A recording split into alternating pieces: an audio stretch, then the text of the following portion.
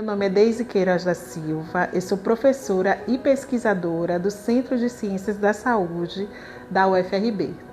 A minha pesquisa é sobre justiça reprodutiva. Esse tema é um tema relativamente novo aqui, trabalhando no Brasil na perspectiva dos direitos humanos. O conceito de justiça reprodutiva ele foi cunhado nos Estados Unidos no início dos anos 2000 e nós tomamos ele também como uma ferramenta tanto da pesquisa quanto da luta política pelo direito de que as famílias negras elas cresçam, as mulheres negras possam criar seus filhos e manter as suas proles vivas. Essa pesquisa ela acontece na Baía do Iguape, uma região aqui no Recôncavo onde existem muitos quilombos. Esse território se chama Guerém. É uma comunidade liderada por várias mulheres e a minha pesquisa deseja apresentar, conhecer, se aproximar da trajetória reprodutiva das mulheres que residem nesse quilombo. É muito interessante porque muitas dessas mulheres têm as suas trajetórias reprodutivas completamente atravessadas pelas lutas em defesa do território. E essa pesquisa, ela se desenvolve justamente tentando buscar as diferenças que as mulheres mais velhas, da geração anterior, as das mulheres que são lideranças hoje, das mulheres mais jovens, mostrando como a reprodução ela veio sendo atravessada pelo modo de vida e pelo modo como a comunidade foi se construindo, foi se delimitando ao longo dos anos.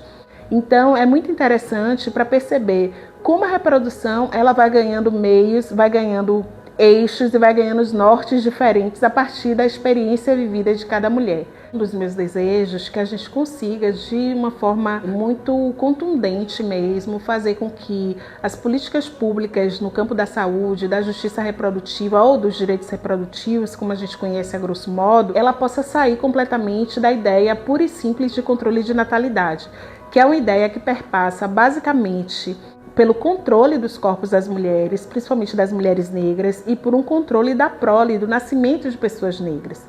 A gente precisa cada vez mais incorporar no modo como os estados, como os governos têm operacionalizado as políticas, principalmente voltadas aos direitos reprodutivos e à justiça reprodutiva, embasada na ideia de justiça. E quando a gente fala de justiça, a gente está falando de decisão, a gente está falando de condições e a gente está falando de garantias. Garantias de ter o direito de decidir se vai ter filho, não vai ter e quando ter o direito de criar os filhos que porventura nasçam, ter o direito, inclusive, de ter a decisão de se continua ou não com gravidez que não foram planejadas ou que aconteceram diante de alguma situação de violência.